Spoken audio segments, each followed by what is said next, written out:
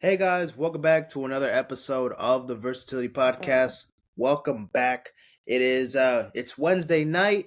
I'm bringing this episode Thursday morning because it's almost midnight over here on a Wednesday night. And I was gonna do this episode tomorrow, but it's basically almost this is gonna be released on Thursday. So in a couple, less than an hour from now. But let me just get this over with this Wednesday night. Right after this episode, I'm knocking the fuck out because I gotta go to school in the morning and then start my day. So yeah, week 6. Let's talk about week 6, NFL and other things. Of course, I'm gonna do also some album reviews that I didn't get to review on the last episode. Talk about Drake's album. Talks about a couple other albums that I haven't talked about yet. Top 5 players, top 5 bums, top 5 teams, my power rankings for week 6, this and that, and then also looking at some season stats. So yeah, let's just get straight to it. So let's just go straight to MO. We'll start off with baseball, of course, because we just ended. Sorry. Let me share my screen real quick. My bad, guys. The Astros and the Rangers game just ended right now, and okay, hold on. What's going on here? There we go. All right, buddy. There we go. Okay, so I stopped on Sunday, right? So let's recap the last 5 games throughout this throughout the postseason so far. So let's talk about game 1, of course. Game 1 of the Rangers Astros series. We got the Rangers winning 2-0. Oh, okay, it just moved. The Rangers winning game 1 2-0 by an RBI by Jonah Heim, and also an home run by Leody Taveras. I think they say his first name, Leody Taveras. And the Astros were shut out.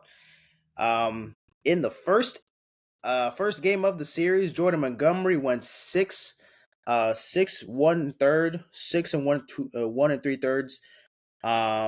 Five only allowed 5 hits, didn't allow a single earned run, and obviously only walked 1 batter and struck out 6. So he was pretty good for almost 7 innings throughout this game. And the Astros, they were shut out. They couldn't do much in game 1. I mean, their lineup was all over the place. Yordan Alvarez at bat, couldn't do much in this game, even though Yordan Alvarez has kind of carried this Astros offense for the majority of the postseason because he's just been hitting fucking home runs.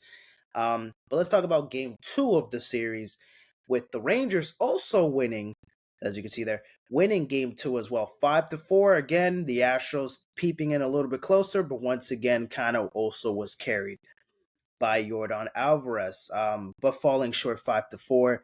As you can see here, John Heim with another, this time with a home run, a couple RBIs, Nathaniel Lowe, Mitch Garver, Adolis Garcia, and Nathan Eovaldi struck out 9 batters, walked 1, allowed 5 hits and 3 earned runs, and then pitched 6 straight innings.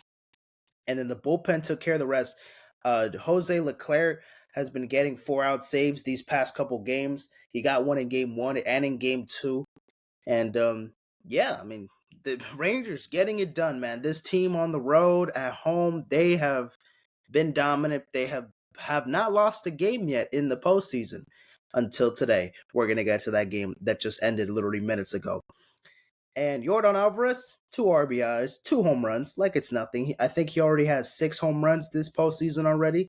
Ridiculous. Framber Valdez, however, pitched a pretty awful game. Not good. Not even completed 3 innings, allowed 7 hits, 4 on runs, a walk. Struck out 6, but yep, the Astros just couldn't get it done in game 2, and the Rangers took that 2-0 opportunity, now heading back home. But we'll talk about game 3 in just a second, even though you already see the final score here. Then Monday night, we got the first game of the National League Championship Series. We got the Phillies winning game 1, 5-3. As you can see here, the Phillies lineup right here, 1 home run. Kyle Schwarber, first inning, First pitch, boom, swing, home run to right field. That was out of here. And that's how our offense started on the first pitch of this entire series. Kyle Schwarber leading things off. Bryce Harper on his 31st birthday. Happy birthday. I mean, this was on Monday, but happy late birthday. For Bryce Harper hitting a home run and 2 RBIs. Bryce Harper fucking coming in the clutch once again. And then Nick Castellanos, he's also been a fucking demon on this team. Oh my goodness, he's been out of his goddamn mind. Nick Castellanos, Bryce Harper, Kyle Schwarber, Trey Turner. This lineup, man, is jeez. No, man, they've been playing fucking amazing, man. We're still not in the World Series. We still have to win a couple games left in this series to eventually get to the World Series. But I've really, really enjoyed what I've been seeing from this Phillies team, man. This team is super fun to watch. Easily have been the most, at least, I mean, you call me biased, whatever, has easily been the most entertaining, most fun team to watch if you like offense. I mean, if you love offense, then I think the Phillies are easily the pick that you would choose as the best team right now in the postseason. You know what I mean? And I know the Astros, but they haven't had the best series so far against the Rangers. Yes, today is a different story. They did win this game today, which I'll get to talk about in a second. But yeah, man, I mean, this lineup is just cooking up at the right time. The Diamondbacks, they were kind of aiming closer towards the end. Perdomo hit a home run, I think, in that like 7th inning. What was it? In that 7th or 6th inning right there. But yeah, couldn't get much done. Zach Allen pitched 5 innings, allowed 8 hits, 5 earned runs, 2 walks, and then 4 strikeouts while Aaron Nola was pitching. Oh, no, Zach Wheeler was pitching this one. Aaron Nola pitched in game 2, I believe. Zach Wheeler dealing 6 innings, pitched 3 hits, 2 earned runs, didn't walk anybody, and then struck out 8 motherfucking batters. So yeah, the Phillies got the job done in game 1. And then in game 2, it couldn't have been even fucking better. They annihilated the Diamondbacks 10-0. If the offense wasn't good enough in game 1, then the offense was definitely well prepared in game 2. Kyle Schwarber hit a home run in game 1. Doesn't matter. He hit 2 in game 2. 2 RBIs, 2 home runs. Trey Turner hits his 3rd home run of the postseason. His first this series. Once again, Trey Turner.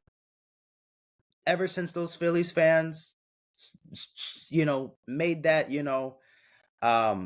billboard thanking, giving him that standing ovation, applauding Trey Turner, giving him support, even though he was slumping, even though he was not playing like great, he's been disappointing for the majority of the season.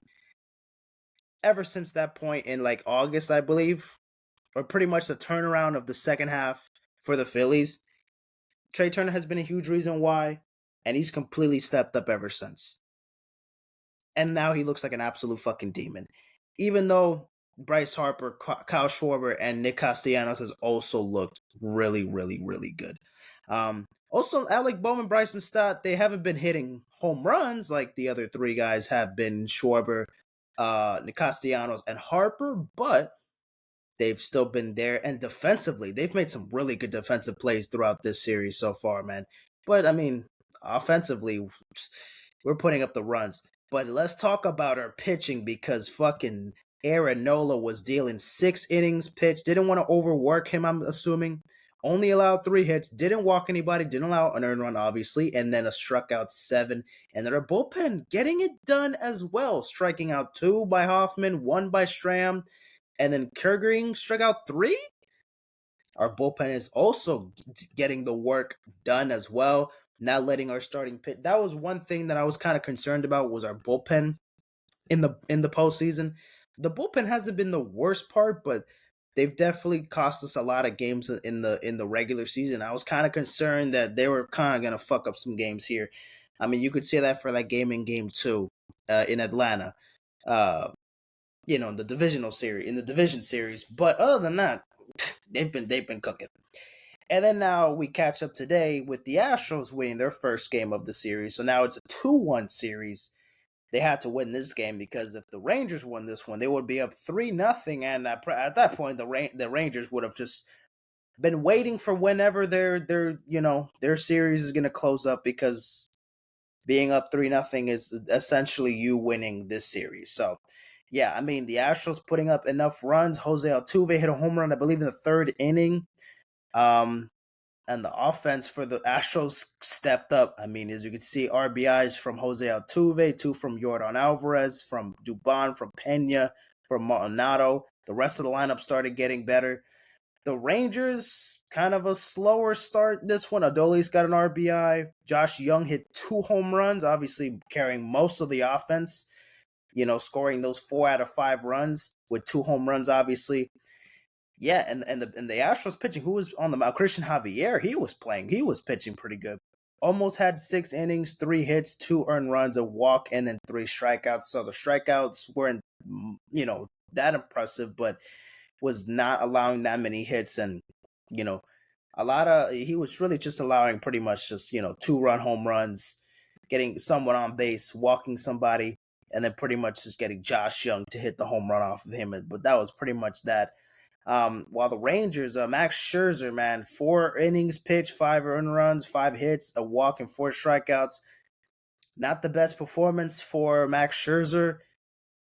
He was injured for, majority of the season. So, I mean, I can't really blame him, for not really pitching great. And he didn't have that much time, coming in from the injury to now pitching in this game. But yeah, man, hopefully he can get better in the next game. If if there's a, in the World Series in Game 7, maybe if the Astros can make this into a 7-game series, we'll have to wait and see.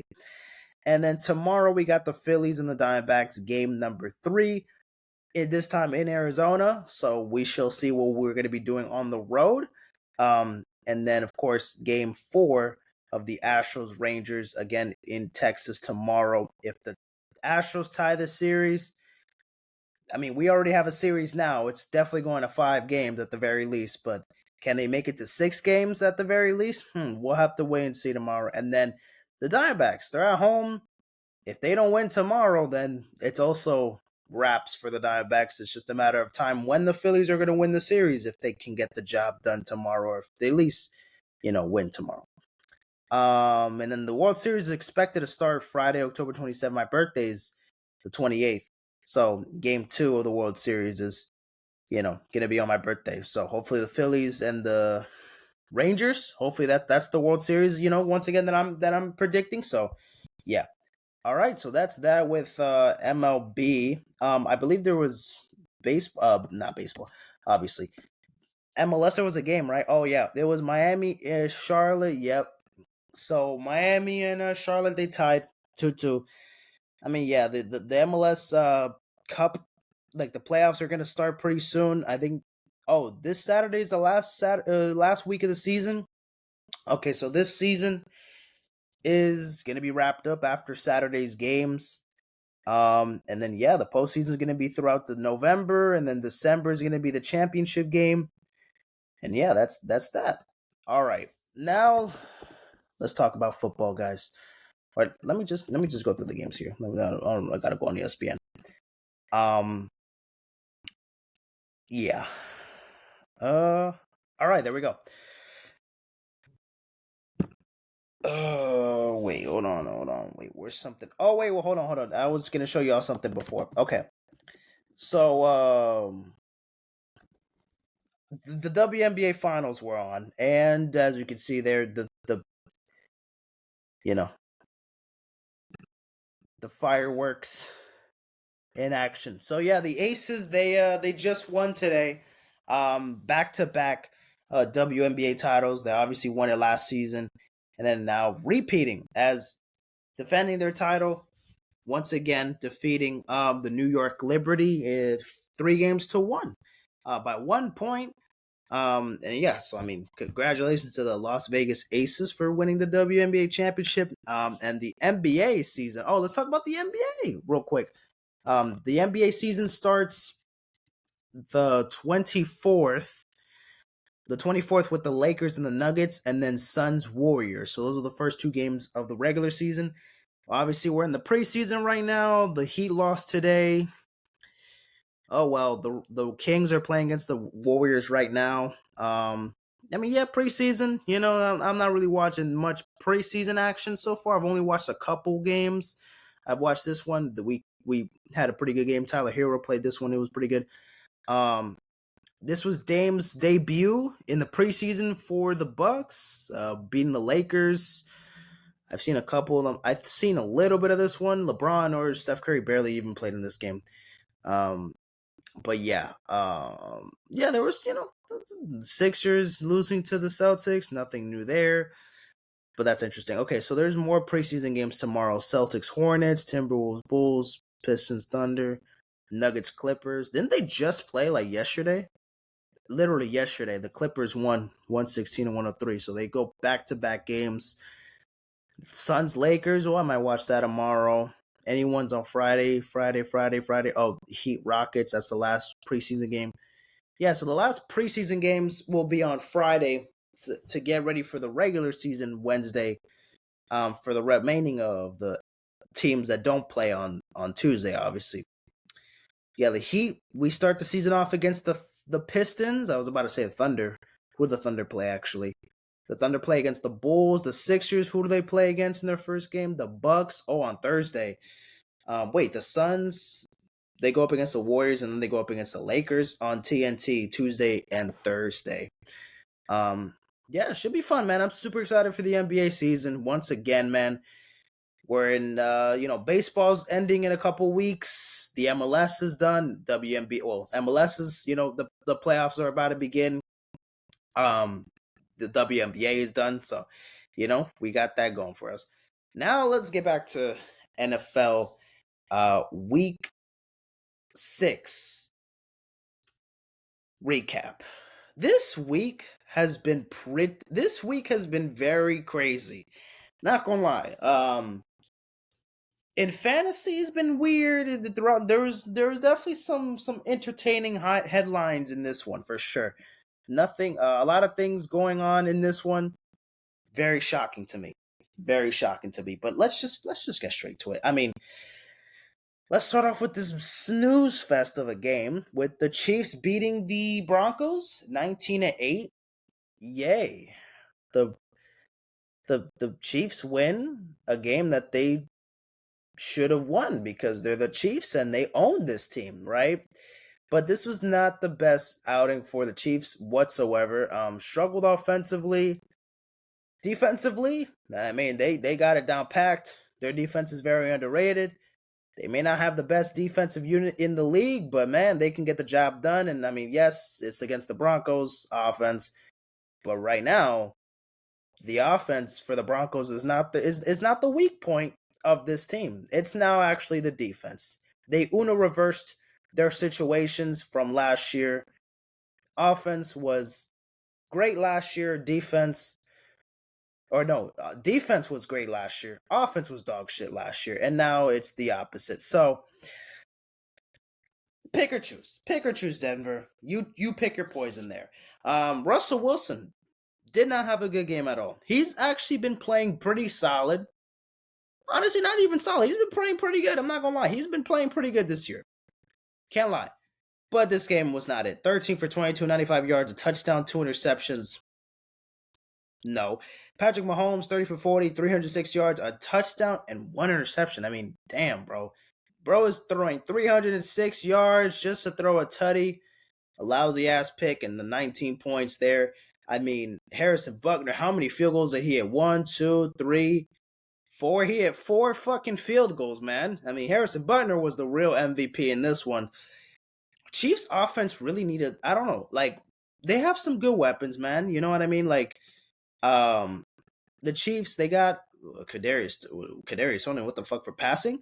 Okay, that's wild. I mean, obviously they got Travis Kelce. They got Rashid Rice, who's been actually a pretty solid piece. Of course, they got Pacheco. Sky Moore hasn't done really much. Kadarius Tony has not done much. Noah Gray, I mean, he doesn't even really get that much reps, right? Then rushing, he's barely getting. Oh, that's nice that Kadarius Toney got -5 rushing yards. That's awesome. Um, Scanley Jr. Just hasn't been playing, and then they also haven't been utilizing Clyde Edwards-Helaire because they also have Rashid Rice. Not Rashid Rice, Pacheco. My bad. They have Pacheco, a running back, so they really haven't utilized Clyde Edwards-Helaire that much. So they have some weapons there. I mean, a bunch of young guys, a bunch of rookies, a bunch of young guys on that offense. Besides, obviously, Travis Kelsey, besides Pacheco and Sky Moore, but they're second year players, so they're still young guys and this and that. Like, the offense is very brand new. Oh, and they also just not re-signed because he left to the Jets, and now he's back with the Chiefs. McCall Hardman, receiver. He was with the Jets, and now he's back with Kansas City after leaving like last season, going to the New York Jets, and then obviously now coming back to KC.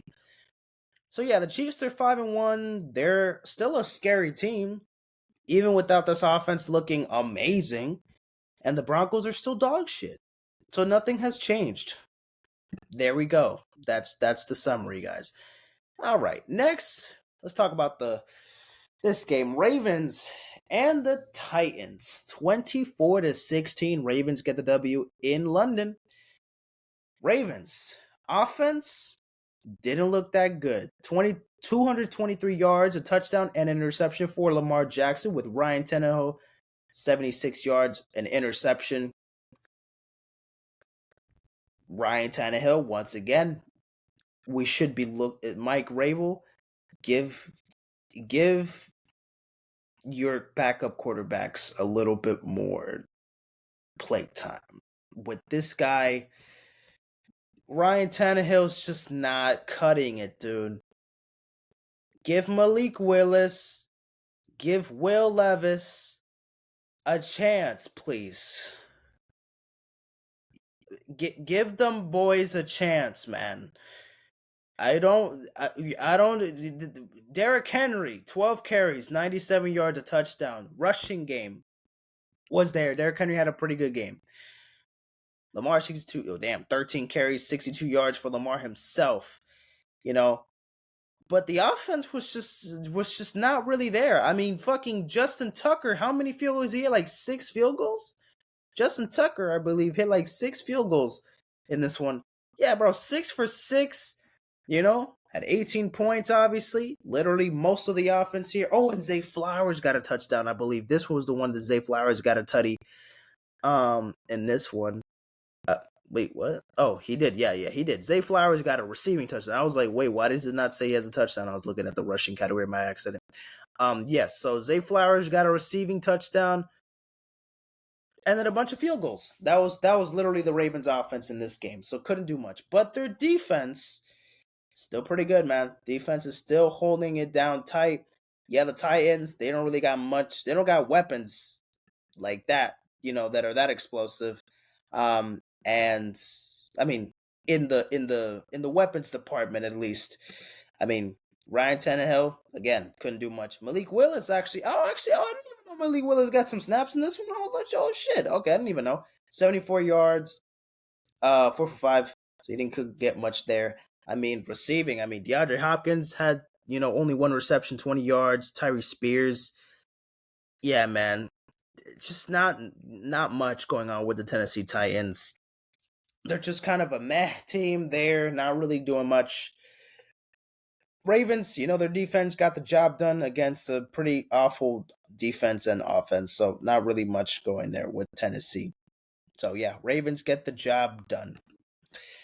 Next, we got the Miami Dolphins taking care of business against the Carolina Panthers. So the Panthers, yep, they're still looking for a win.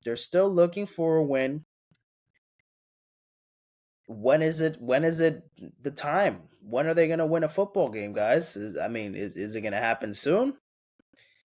I don't know, but it definitely did not look like this was the game that they were going to get it. However, after the first quarter, you would have honestly gotten me there. The Panthers were up 14-0 in the beginning of this game, And then the Dolphins just completely took over the rest of the game. So yeah, it didn't really matter much, but at least a little bit of hope in that first quarter kind of was like, oh, we could wait, we're actually scoring points. And I'm not really surprised because our defense is also not that great. So, but I was scared that our offense couldn't do much. But then I realized, wait a minute, why the fuck am I even nervous? Why am I even nervous? I mean, I'm really overthinking about this fucking defense when this offense is literally too goddamn good. Way too goddamn explosive. And let me tell you why it's too damn explosive. Because fucking Tua has 262 yards, 3 motherfucking touchdowns, 17 carries, 115 yards, 2 touchdowns for Raheem Mostert, giving me 34 fantasy football points. And he carried me for week 6. He's my if for week 6 fantasy MVP, give it to fucking Raheem Mostert, my dog. He fucking absolutely carried me this week for sure. And then another fucking top dog. I'm saying top dog because that's literally my fantasy football name. Top dogs. Tyreek Hill, 6 receptions, 162 yards, a touchdown, and a backflip. Man, I mean, Tyreek Hill, dude. We'll talk about Tyreek Hill because we're going to look at the stats after I recap all the games. We're going to look at all the receiving, rushing, passing stats after. But Tyreek has been, he's on the verge, man. Please, please, please. I'm just saying this now, please. This team needs to stay healthy. I don't want the injury bug to come hit in Miami. Of Jalen Waddle, this entire Tyreek Hill, Tua, please let Devon Achane just be the only victim of injury, and then he's coming back, in a couple weeks, when in week 11, I believe. Just please, can this team stay healthy? Because this team is looking so fucking good. I don't want any of these motherfuckers hurt. I don't want someone to get hurt, and then this shit just gets completely damaged, and we're fucked, man. Please. But what I've been looking at what I've been seeing from out of this Miami Dolphins team has been nothing but great things. So I have nothing bad to say about the Dolphins. Of course, the defense is a work in progress, but we beat the Panthers, dominantly. And I mean, we allowed that 7 points because Mike White decided to throw a fucking pick 6 in the fourth quarter. Whatever, it is what it is. We put Mike White in because we were up by already fucking. We were already up by 42-14. So it was it didn't really matter at that point after. So, but yeah, 19 carries, 88 yards, a touchdown for Jesus, it's fucking hot as shit in here. A touchdown for Chuba Hubbard, and then 19 carries, 88 yards, 11 receptions, 115 yards, and a touchdown as well. But yeah, Bryce Young, man, still looking for that first career NFL win while the Dolphins keep rolling. Keep motherfucking rolling. They say me rolling. They hating. Houston Texans getting the job done against the New Orleans Saints. Both teams are now 3-3. But the Texans, man, they got the job done. CJ Stroud, 199 yards, 2 touchdowns, an interception with Derek Carr, 32 for 50, 353 yards, a touchdown, and an interception there. Couldn't get much going offensively. The run game was not that bad. 19 carries, 68 yards by Alvin Kamara. Chris Olave, 7 receptions, 96 yards. Nico Collins with 4 receptions and 80 yards. Yeah. Both defenses have been, going out in this game. There was a bunch of field goals going off with, I believe, for the, Blake Groupie. I mean, damn, he only hit 50% in this one. I mean, missed 2 field goal attempts and this one. And then with the Texans, I mean, didn't much for Fairbaum, that's how you say it. I mean, Fairbaum hit his 2 field goals there, and the defense, I mean, for the most part, they did their thing. Damian Pierce, 34 yards, 13 carries, hasn't really done much, man. He's on my fantasy, he's on my bench for fantasy, but just he's not going to be on my starting lineup, man. He's just not making it to the starting rotation. He's just been chilling there on the bench, but hasn't really been doing much. At this point, should I drop Damian Pierce? I'm going to give him one more chance. I fucking have Nico Collins and I have CJ Stroud at on my bench, but at least they're there, and I'm putting in CJ Stroud whenever there's a bye week. I just recently had Justin Herbert on a bye week, the week prior, right? Or is it the following week? The week prior, I believe. It was the week prior, and I put in CJ Stroud, and he, did his thing there. So didn't really hurt me much there. And yeah, like again, CJ Stroud has been playing great. D'Amico Ryans has been changing this dynamic of this Houston Texans team. Man, they've looked a lot better of a football team than a lot of people probably expected, and they don't look too bad themselves. Man, they actually look pretty good right now. So congratulations on the Texans winning that football game against the Saints. Next, we got the Washington Commanders beating the Atlanta Falcons. Now, again, both of these teams 3-3. 3-3 right now. Sam Howell, 14 for 23, 151 yards, 3 touchdowns. Didn't have a bad game himself. Had a pretty good game. Desmond Ridder had a pretty good game last week, and now this week we're back to talking shit. 307 yards, 2 touchdowns, okay, with 3 interceptions. Yeah, and that goes the streak for Desmond Ridder losing, or finally losing his first home game for the Atlanta Falcons. Yeah, it sucks, man. Or in general, in college, he never lost a game at home, in college, and in the NFL.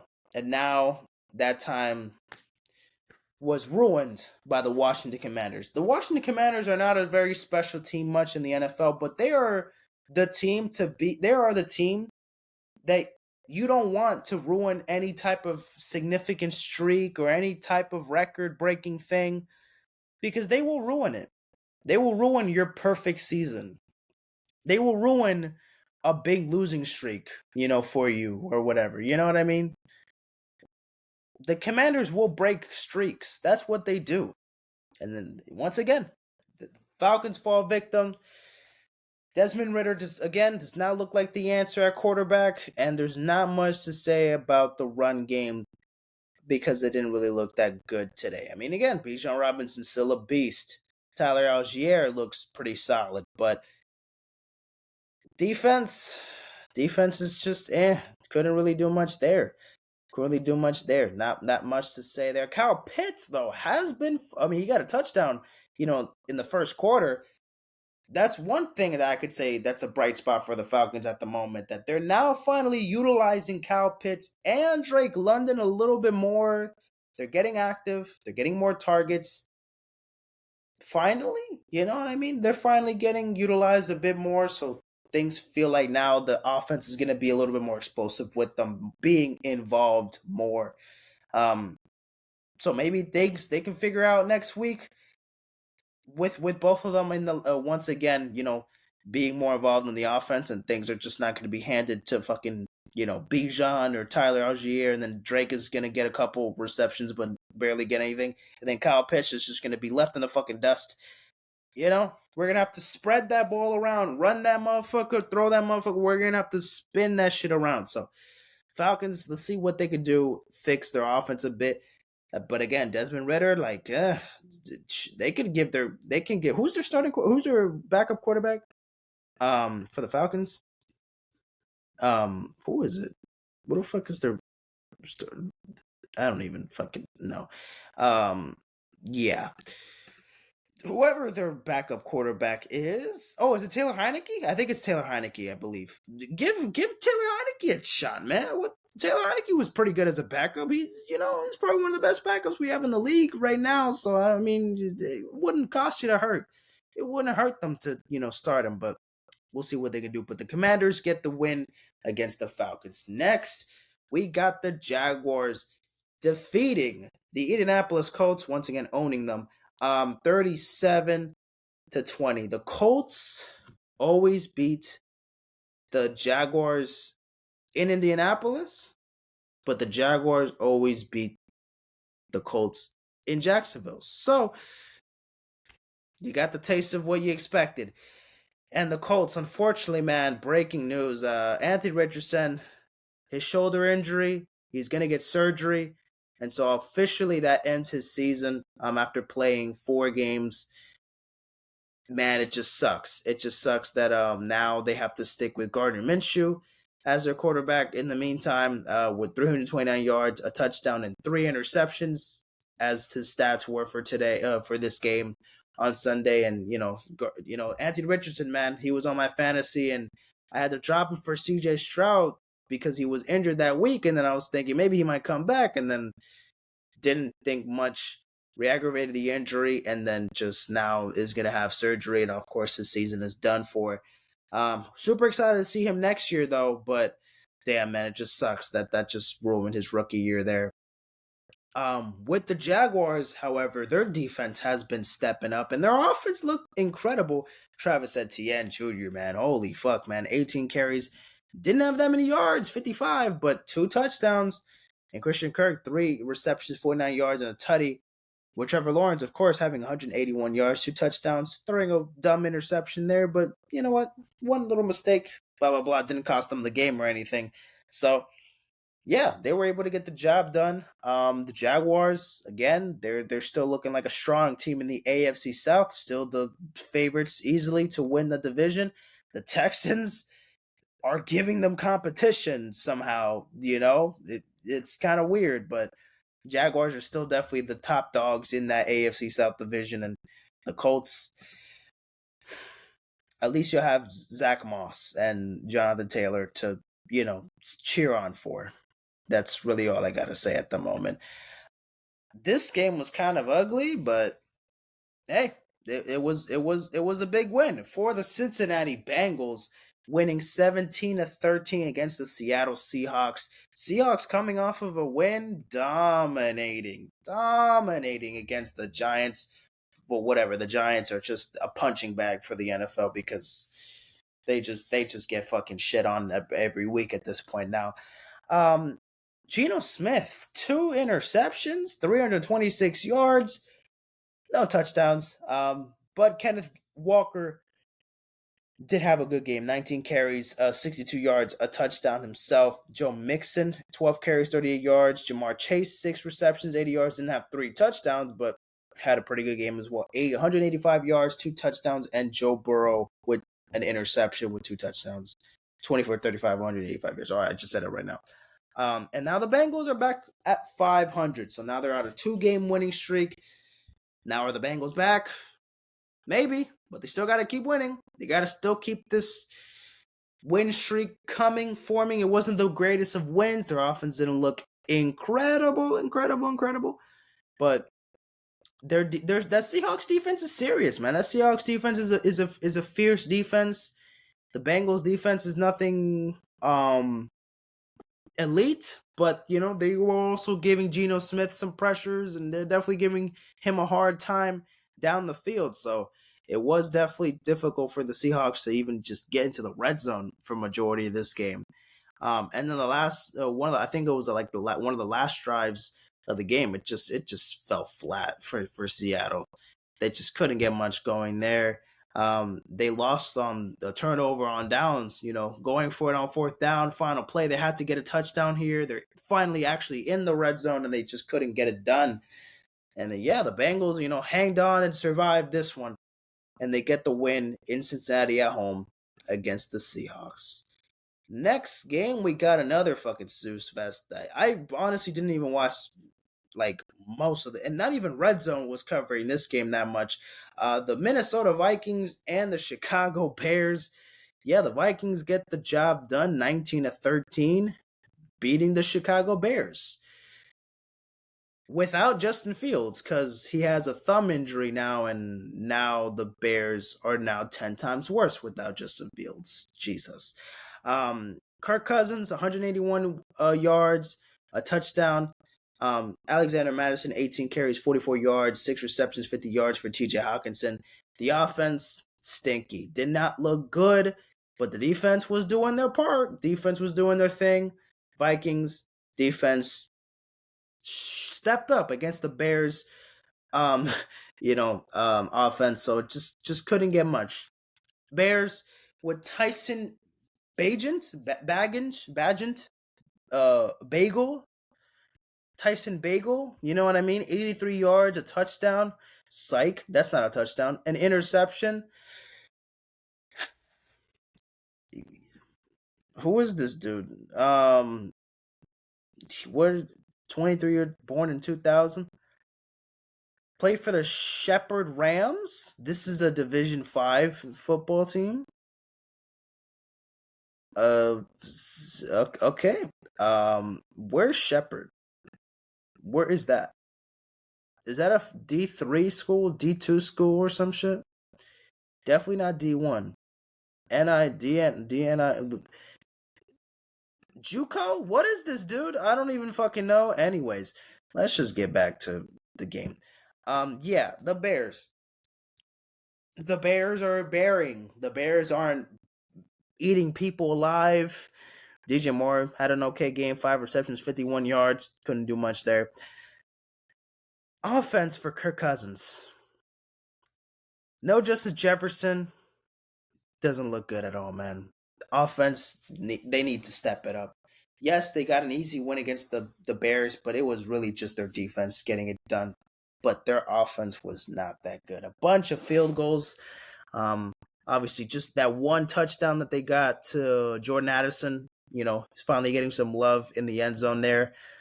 But man, that Vikings offense was not great. So they better pick things up in the next game. Yeah. All right. Next, let's talk about it. Let's talk about this game, man.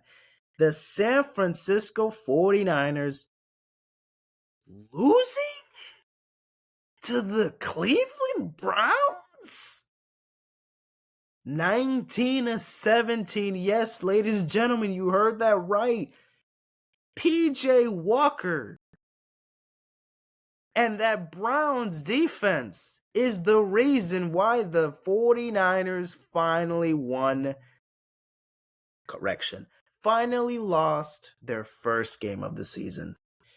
The NFL is just amazing. This is why you love football, ladies and gentlemen. The 49ers, out of pure high these first 5 weeks of the season, they couldn't have looked any better, played any better.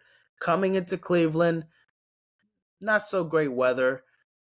A lot of shit. I mean, there was already a fight before the game even started, so things got intense pretty quickly. Brock Purdy with the game of his nightmares. 125 yards, a touchdown, an interception. Brock Purdy looked mortal. Looked like a human being. Looked like there was like a play where in college where I think he played in Iowa State. There was like a play where he was just fucking throwing the ball. Let me see if I can find it. Brock Purdy, Iowa State, dumb play. I don't know how to say it. It's like some like what's that like? It was like this random throw. Is it? No. If I can find it. Okay.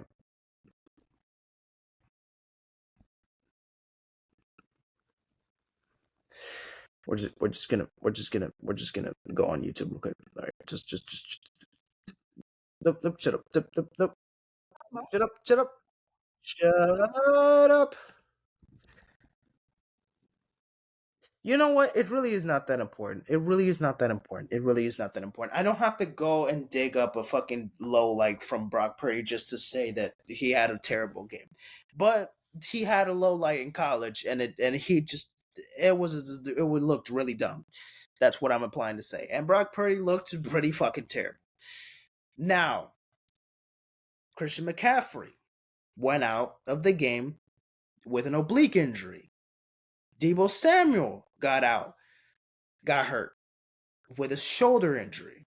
So losing Deebo, losing Christian McCaffrey ain't gonna help you. So obviously this offense is now with 2 less fucking superstars. But you would think still the Niners still got this down packed. They still got a bunch of other weapons that they can rely on, but Brock Purdy wasn't clutch enough, wasn't consistent enough. And that Browns defense, I know that Browns defense is good, but man, they really proved to me that they were really that fucking good. And it's not just Myles Garrett. And it's not just Myles Garrett. I mean, he's the face of that defense, but man, they sacked him a bunch of times and they were really attacking Brock Purdy. And the offense was just getting shut out for majority of the game. They just couldn't do much. In that fourth quarter, things got a little bit, closer. And the Niners were able to finally get into field goal range around there. The Browns scored on a late touchdown late in the fourth quarter. The 49ers get the ball back. They drive down the field, get to the field to get into field goal range. After the offense just not doing great, okay, this and that, whatever. Jake Moody hit the field goal. Let's get this fucking W, keep our perfect record, move on. Ugly win, but we'll take it. And he missed a field goal. And then the 49ers lose the game. Jake Moody, still a very good kicker. And in college last year, I think he was like as the best kicker in college, or was drafted, in the third round because of how fucking well of how fucking good he is as a kicker. I mean, you don't just get drafted in the third round as a fucking kicker just because you're like, no one gets kickers in the third round just because they're all right. No, motherfucker, he was good. He's been very good for the 49ers this season. And obviously, Jake, that was his first low light of his career so far.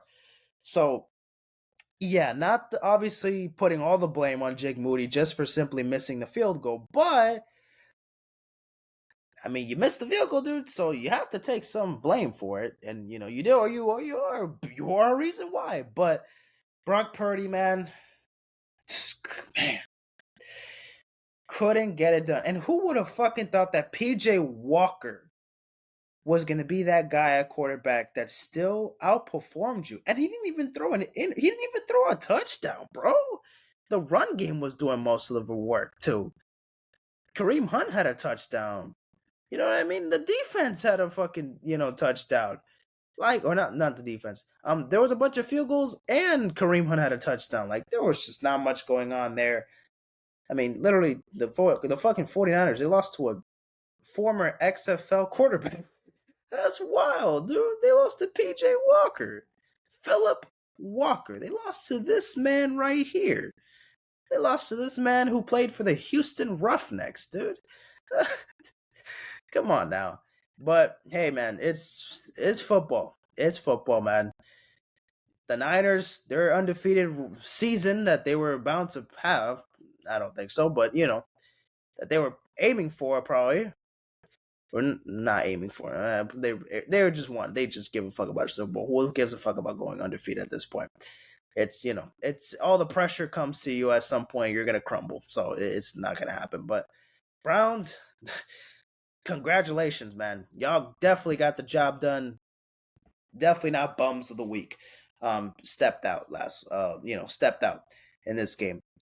Patriots, not the team that have been stepping out at all this entire season. Losing to the Las Vegas Raiders 21-17. How long I've been recording? 48 minutes. Okay. What time is it? It is midnight. 12:12. Make a wish, everybody.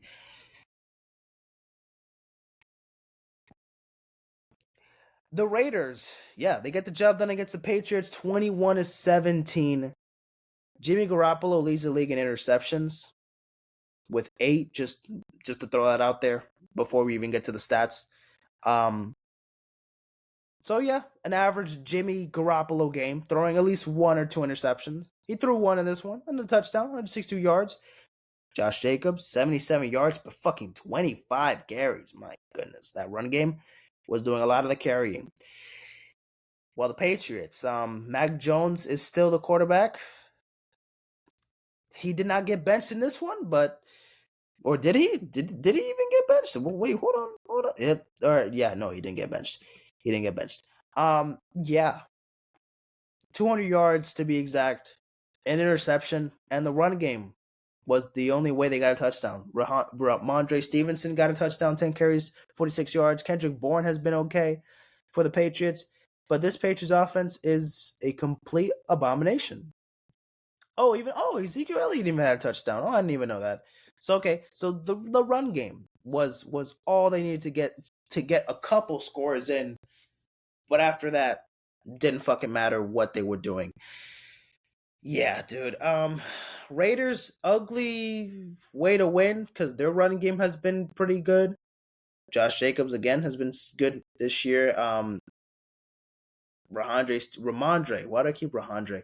Ramondre Stevenson got the tutty. Ezekiel Elliott got the tutty.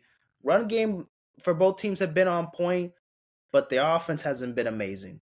Raiders defense has been solid in this game, but not to be said.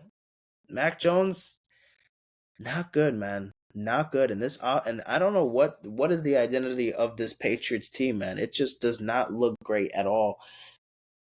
Do I blame it on the head coach? Do I blame it on fucking Bill Belichick? Do I fucking even have the audacity to blame it on Bill Belichick? Like, I feel like it's definitely not all of his fault, but there's just so many things going on with this team. At this point, it's not even just the offense. Like, the defense is the better part of this team, but there's still so much lack of progress in both and in the Patriots, man. There's just, I don't know, there's something missing there. I can't really put my finger around it, but there's something going on with that Patriots team. It's just not looking good for them. Next, we got the Detroit Lions getting the W against the Tampa Bay Buccaneers. The Buccaneers, you fucking let me down. I thought you guys were going to make this close. I thought Baker Mayfield was going to have a decent game. And no, you just fucking proved me wrong. The Lions, however, my goodness, this Detroit Lions team, dare I may say, are the best team in the NFL? Huh? The Lions? This team is the best team in the NFL. What the fuck? Not even Barry Sanders would have said that. With this fucking team. What the fuck? When are the Lions considered even the best team in the NFL? Oh my goodness. And that's what the entire fucking that's what everybody's saying right now. A lot of people have the Lions as the best team in the NFL after the Niners and another fucking team that lost this week, we'll get to in a second. The Lions now, to a lot of people, are now the best team in football. I still have the Niners. Even after that loss, I still have the Niners. And then the Lions at number 2, and then the Dolphins, and then I'll get to my power rankings in a second. Yeah. 2 touchdowns. Looking good, man. 353. Amon St. Brown, 12 receptions to 124 yards. A touchdown, man. Definitely one of the better players of the game. Or on the team, of course. Definitely the best performing player on the team in this game for sure. Baker Mayfield, 206 yards, and interception. Non-existent offense in this one for the Buccaneers. Their defense was okay. It was all right, but couldn't score points. Literally only got 2 field goals, and that was that. Lions got the job done against the Buccaneers. I thought it was going to be a tougher competition with that defense, but the Lions, they pretty much cruised around this one. They got full control on this one. The Lions get the job done against the Buccaneers. Next, we got the LA Rams defeating the Arizona Cardinals 26-9. The Cardinals, again, man, who cares? They're not trying to win games. So in the end of the day, it doesn't really matter if they really get the result that they want. They're just trying to make it look like competitive, but they didn't really look that competitive in this one. They didn't do nothing in the second half, but they did score 9 in that first half. 237 yards, 235 yards, excuse me, an interception, 21-41 for Joshua Dobbs. He also had 7 carries, 47 yards, but Matthew Stafford had 226 yards, a touchdown. Kyron Williams, man, he's been a fucking star. 20 carries, 158 yards, and a touchdown. Cooper Kupp, 148 yards, a touchdown, and 7 receptions. I mean, there, man, the Rams, they've been looking good. Their offense have been stacking up. They've been playing good right now. Really good football. Cooper Kupp, Puka Nacua, this is his first game where he wasn't amazing. 4 receptions, 26 yards, but chill out, people. There's fucking people already overreacting, you know. Oh, he's not in contention for Offensive Rookie of the Year. He's trash now. Relax. He's been amazing. It's one bad game. Chill the fuck out. And you know, Cooper Kupp got his first touchdown of his career. Definitely not of his career, of the season. And while Puka, I think he did miss I think there was a play where he did miss an opportunity to catch a touchdown. So yeah, he brought on his own. Didn't have the best game. Rams defense though was on point. Crushed the Cardinals in half. Yeah, the Rams got a pretty dominating win against the Rams got a pretty dominating win against the Cardinals.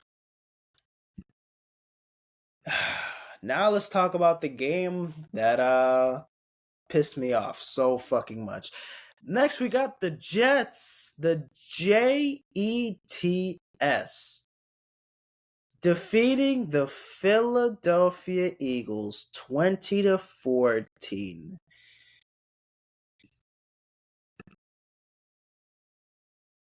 20-14. The Eagles, a lot went wrong in this game. Okay, all right. Okay. Let me just look at the stats. Okay, Jets, Zach Wilson, 19 for 33, 186 yards. Breece Hall, 12 carries, 39 yards, a touchdown. Garrett Wilson, 8 receptions, 90 yards. Okay. A.J. Brown had a phenomenal game. 7 receptions, 131 yards. A.J. Brown, thank you, man. You played your ass off in this game. You did your thing. DeAndre Swift didn't have the best game. 10 carries, 18 yards, couldn't do much. Can the game well? Not much.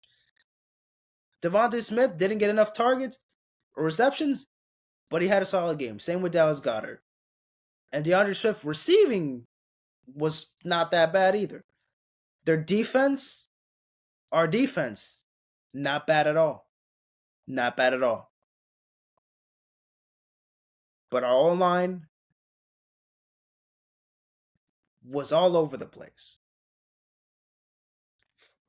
I don't know why. I really, the Jets defense is good. Really good. It's a very good defense. Don't get me wrong. And they were definitely pressuring Jalen Hurts a lot. To the point where this motherfucker threw 3 interceptions, 280 yards, a touchdown, and 3 fucking interceptions, man. Jalen Hurts, he had, this is, by the way, first of all, without a doubt, his worst game of his entire career. No doubt about it. Top 5 bum of the week for sure, Jalen Hurts. I mean, what the fuck was that, Mike? What the fuck was that, bro? What was that? You're gonna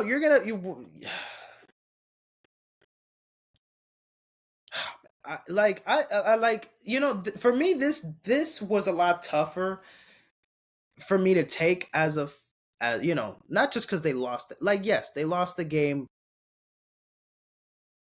The turnovers were so fucking pointless and dumb and idiotic. And I'm just like, what are we doing? What is going on? You know what I mean? And it could have been 4 interceptions if Whitehead got the last pick on the last play of the game on our last on 4th down, on our last chance to get the ball moving, get into field goal range, or not into field goal range, to get a touchdown, but at least get closer to the red zone and score to try to win this game. And man, like it just fell flat. All those costly turnovers, getting constantly pressured. I feel like he took way too long, taking the ball out of his hands. Jalen Hurts did not look good, man. And already, I believe he had like 7 interceptions or 6 interceptions last year throughout the entire season. And he already has 6 or 7 interceptions. He already has one less or more interceptions this season than he had the entirety of last season. The turnovers are easily a huge fucking problem. And there's also been a reason why I've been kind of skeptical about the Eagles. Like, yeah, the Eagles are still getting wins, scrappy wins. I still think people are kind of overhating on them. But man, a loss like this is just kind of unacceptable. Again, the Jets, respect to y'all. Y'all have a great defense. The offense, the offense wasn't, is not there. But because their quarterback is not that great. But defense, I'll give you all the respect in the world. I'll give you all the flowers, man. Do I gotta say all your names? Like, do I have to? Quincy Williams, C.J. Mosley, Tony Adams, Michael Carter, Jordan Whitehead, especially this motherfucker. This man was insane. Bryce Huff, Tay Hayes, Jermaine Johnson, Bryce Hall, Jermaine Sherman, John Franklin Myers, Aston Davis, Quinn Williams. There's a Quincy and a Quinn Williams. Wow. Solomon Thomas. Craig James, Sam, Elon Musk, Irvin Charles, and Quentin Jefferson. You guys are amazing. You guys are good. Okay, I'll give y'all your credit. This and that. Not to fucking act salty and this and that, but I definitely do have the right to be fucking pissed about this game, man. Look, we're gonna bounce back. It's fine. I'm hoping that we don't have games like this again. You know what I mean? This doesn't feel like a game we're gonna. This doesn't feel like this is gonna continuously to happen every week. It's one of those very rare occasions where we're gonna look like a complete fucking disaster out there, because that's not the team that we are. We're way better than this. Even though we've been in very close games, we've been getting very gritty, nitty wins, scrappy wins. That's how we've been getting them.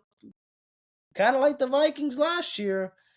Just getting wins. Doesn't matter if we win by 1, doesn't matter if we win by 6, doesn't matter if we win by 3. We're getting wins somehow. But we're fucking better than the Vikings last year, obviously. And we already have a little bit of postseason experience. We should already be playing way better than this, man. But you know what, man? Respect to the Jets. They gave us a tough task and we just weren't able to do it. So, congrats on the Jets winning. Next, we got the Bills. Ew, man, what an ugly ass game this was. This is so fucking boring. As expected, because the Giants are here. The Bills beating the Giants 14-9, and it's not the Bills beating the Giants. It's making me look confused. Is that why the fuck did the Bills struggle against the Giants without Daniel Jones? Tyrod Taylor had 200 yards, didn't throw a touchdown, didn't throw an interception, and he actually played good. He actually didn't play bad. He actually played good. I'm not gonna lie. He looked better than Daniel Jones has looked in this entire season. He looked better than this entire fucking season. Maybe Tyrod Taylor should be the guy. Maybe. Saquon Barkley, 24 carries, 93 yards. Darius Slayton had 4 receptions, 69 yards. Stephon Diggs had a pretty good game though. 10 receptions, 100 yards. James Cook with 14 carries, 71 yards. Josh Allen, 2 touchdowns, 1 interception, 169 yards. Yeah, the Bills didn't do dog shit until literally the first play of the fourth quarter, scoring finally a touchdown. And then they scored a late touchdown with like a couple minutes left in the fourth quarter to eventually take the lead. But let's talk about the Giants, because they also could have easily won this game. There was a lot of people talking about that miscue in that second half or in the second quarter. Like 13, 14 seconds left in the second quarter, heading into halftime. They're at the 4 or 5 yard line. They're not too far away from scoring. You know what I mean? Run the football, make a play happen.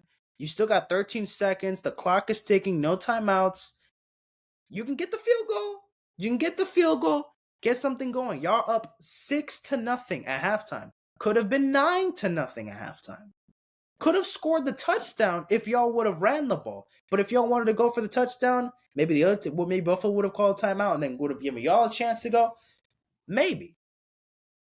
But they wasted their opportunity just grouping together, trying to get in position, and couldn't get a play in time.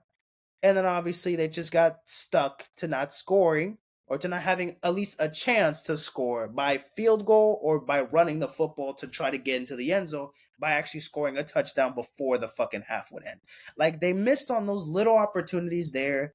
Also on the last play of the game, they didn't call pass interference, a defensive pass interference on Darren Waller.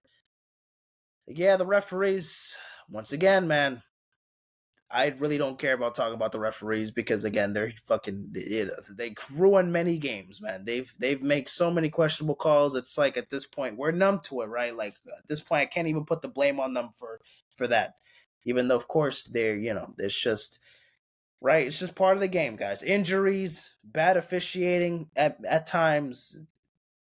It's just things that are just bound to happen. There's really just no control of it at least right now. So not much to say there. But the Bills get a win, not the best of wins, and they definitely should play better than this. But hey, at least they got it. But dude, I don't want to see the Bills play like that ever again. I want them to dominate, and I don't really want them to dominate because I don't want them to do that amazing. Because again, they're a divisional rival, but still not the team that I'm expecting to see that often. So yeah, Bills should be playing a lot better than that. And the Giants, Tyrod Taylor should just be the quarterback at this point. He didn't look that bad either. And then finally, Monday Night Football, Cowboys and the Chargers. Chargers, man, y'all could have had this one. Justin Herbert threw a late interception in that game. Cost the Chargers a chance to win the game. Damn it, man. But the Cowboys, I mean, they still got the job done 20-17. Dak Prescott looked impressive. He was running the football. He was rushing. He was himself. 7 carries, 40 yards, a touchdown. Threw for 272 yards, a touchdown. While Justin Herbert had 227 yards, 2 tutties, an interception, 14 carries, 27 yards, 117 yards, and 7 receptions, 85 yards, and a touchdown for Keenan Allen. Didn't look too bad himself. Looked pretty good as well. Yeah, man, the Cowboys got the job done defensively. Offensively, didn't do much in they got 10 points even in each half. Their quarter, not much, obviously. Defense was able to get majority of the stops here. The Chargers were aiming to, come back late in the fourth quarter, but then Justin Herberto threw a late pick. I believe to who was it? Dude got the late pick. I believe it was Stephon Gilmore got the interception from Justin Herbert. So yeah.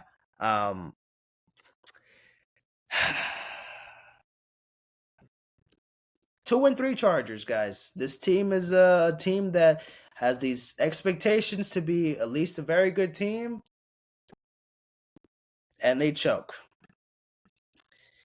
Justin Herbert's still very good, though. I still fuck with him, but man, it's just not looking good, dude.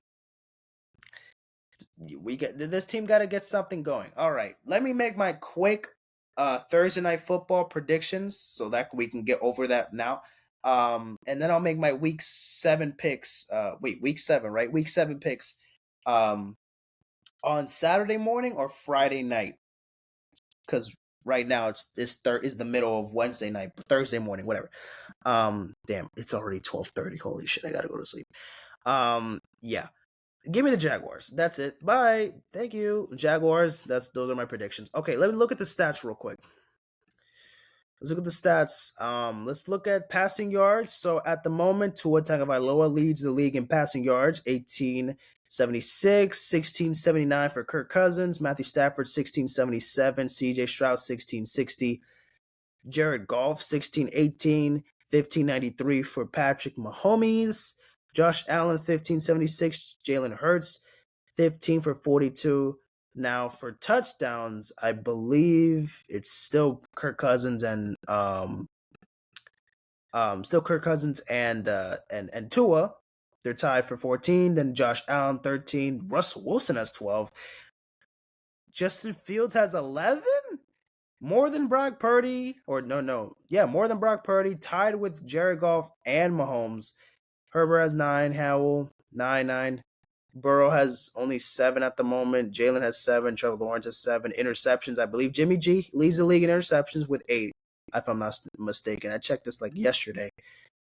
Okay, yeah, Jimmy G, 8 interceptions. There's fucking Jalen Hurts with Mac Jones.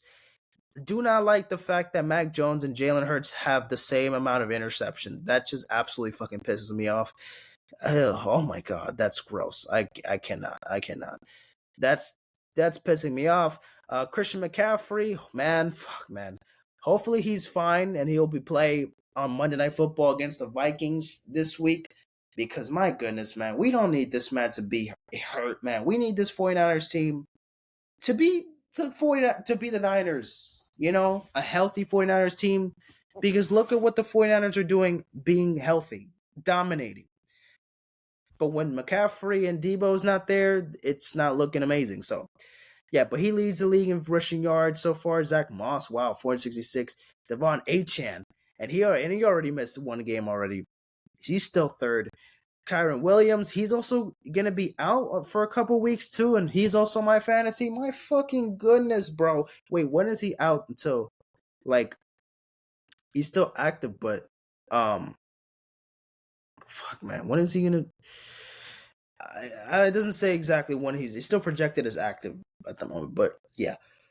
Then DeAndre Swift, 452 yards. Travis Etienne, Raheem Mostert, with touchdowns. I believe it's still Mostert. Wow, Mostert has 9 rushing touchdowns already. With then McCaffrey with 7.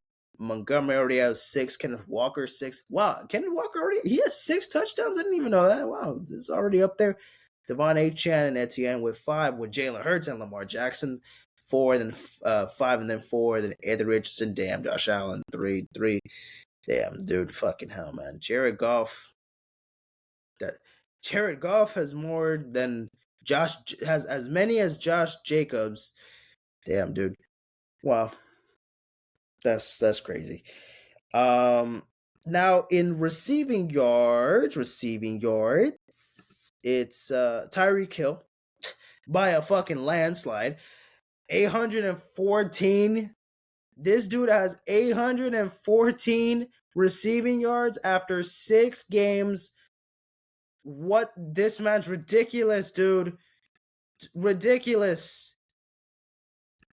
This 5'10", 190 kid is fucking balling. 6 games, 42 receptions, 814 yards, averaging 19.4 yards of fucking carry. His longest play is 69 yards. Nice. 6 touchdowns. My goodness, man. He's been incredible. How many career touchdowns he has already? He has 60. He has 69 total touchdowns. Oh my goodness.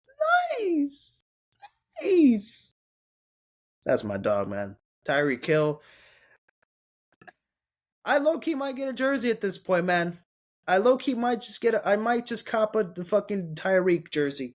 I was debating Tua, Hurts, and Tyreek. Not so much on Hurts right now. And Tua I could still definitely put it up there, but I think right now I'm putting my money on Hill. If I have to spend money on a jersey, I think Hill is that guy that I'll spend it on more. Probably. Yeah. Maybe I can get like a Jalen Hurts or like a Tua shirt. But like a jersey, maybe definitely Tyreek. I'll probably get that. And then AJ Brown, already up there, 672 yards, 620 for Stephon. Puka Nacua, still in the top 5. Still, 598. DJ Moore, 582. Justin Jefferson, obviously, he's hurt, but, still there in the top 6. 571. Jamar Chase, 556. Nico Collins in the top 8. 557. 547, excuse me. Keenan Allen, 519. Adam Thielen, man, he's been the guy for that Carolina Panthers offense. Like, he's the only fucking guy there that's been controlling the offense. He's been having a pretty good season. 509 yards. CeeDee Lamb, 475 yards.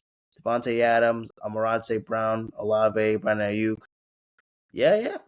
Garrett Wilson. Where's Garrett Wilson? 369. Travis Kelce. Damn, I would have thought Travis Kelce would have been a little bit higher, at least at this point. But, it's still time. Time will tell. There's still much to go for. And yeah, I believe, okay, that is that. I mean, that's week 6 recap. Those are the season stats. Oh, let me make my top 5 teams of week 6. So at number 5, I got the Kansas City Chiefs as the 5th best team in the NFL. The Chiefs at number 5. At number 4, I have the Eagles.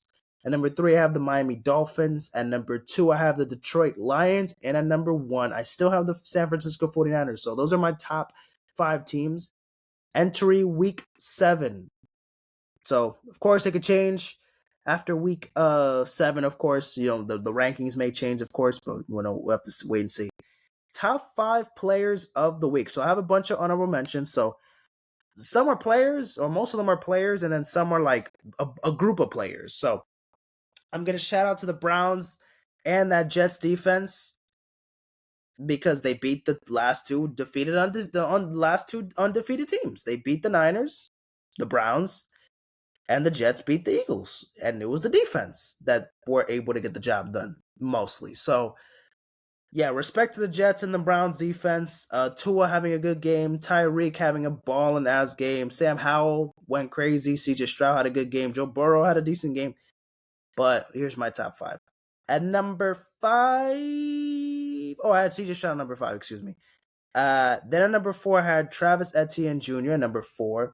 At number 3, I had Kyron Williams. At number 2, I had Tyreek. No, I had Amon St. Brown number 2, and then number 1 I had Raheem Mostert. I had Mostert because 34 points on my fantasy. I had to. Oh, let me do fantasy recap real quick. Yeah. Okay, so I won fantasy in week 6, so I'm now 3-2. I'm now 3-2. At the moment. So my roster, I have Herbert, Taylor, Robinson, Diggs, Flowers, Andrews, Mostert, Dolphins defense, and Elliott. And then I still have Justin Jefferson, Kyron Williams, and Devon Achane on my bench. And then, of course, I have, I have Dameon Pierce, Nico Collins, and CJ Stroud. They're going to be on a bye this week, so they're not going to be giving me any points. On my bench, I literally only have one player that's going to give me any kind of points, and that's George Pickens. That's it. Because 3 are injured, and then 3 are on bye, and then I might get like an injury reserve player. We'll see. Justin Herbert, Jonathan Taylor, Brian Robinson, Stephon Diggs, Zay Flowers, Mark Andrews, Raheem Mostert, Dolphins defense, Jake Elliott. Please go crazy. Go crazy, please. Go crazy. Please go crazy, man. I want to win this week, man. I'm 3-2. I can be 4-2.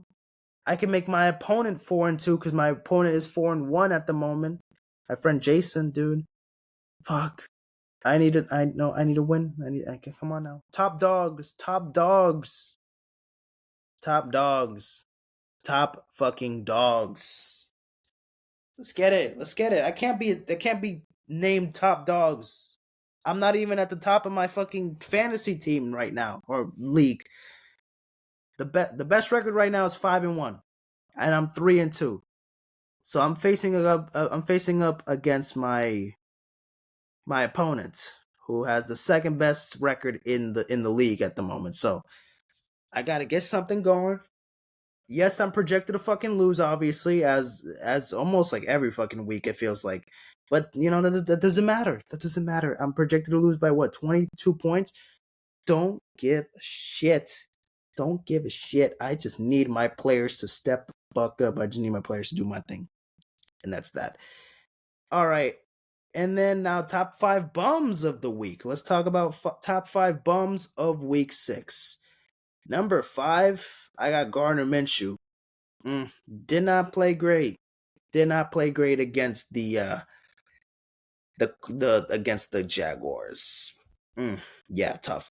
Number 4, Baker Mayfield. What the fuck was that, dude? Didn't even put up a fight against the Lions. That offense was non-existent. Number 3, Desmond Ridder. Not good this week. Number 2, Brock Purdy. Without Debo, without Christian McCaffrey, it just looked like he was lost out there. And then number 1, Jalen Hurts. Yes, I have Jalen Hurts as the top bum of the week. because he's like 90% to blame for losing that game. 90%, 80, 90%. The O-line, there was some questionable calls, but nothing really insane or nothing that I would like think like completely change the outcome of the game or anything. Those turnovers were just dumb and just cost us the game. So that was just that, man. That was just that, and it just was a cost for no reason, man. A cost for nothing. Just didn't go well as expected. Um, so yeah, let's talk about some albums. There's still albums here that I'm gonna put to rest here. You know what, man? Should I do that Drake album for the next episode? Damn, I'm gonna be honest with y'all. I'm kind of getting a little tired, so I kind of want to like save the Drake review because I do want to talk about it like a lot, like elaborate on it and really speak on it. And I've kind of been pushing it already for like the past couple episodes, so I know I'm kind of like delaying it more than I should have. But still, and there's still a couple albums I still need to talk about. But let me get some done. All right, let's talk about Magic 3. Let's talk about Magic 3 by Nas. I did an album reaction to that album, Magic 3 by Nas, so go check that out on my YouTube channel. It's a pretty good album. I've been fucking with it. I've been sitting with it. It's been good. 15 songs, 45 minutes long. Fever is good. TSK is good. Superhero Status. Love the beat on that one. Love this feeling. Love the soul sample on that one. Probably my favorite song off the album. No Tears is pretty good. Never Die with Lil Wayne, a pretty good song as well. Lil Wayne, doing his thing. Lil Wayne bodying. Pretty Young Girl, solid song based on true events, and then based on true events part 2 is also another good song. Sitting with My Thoughts, good.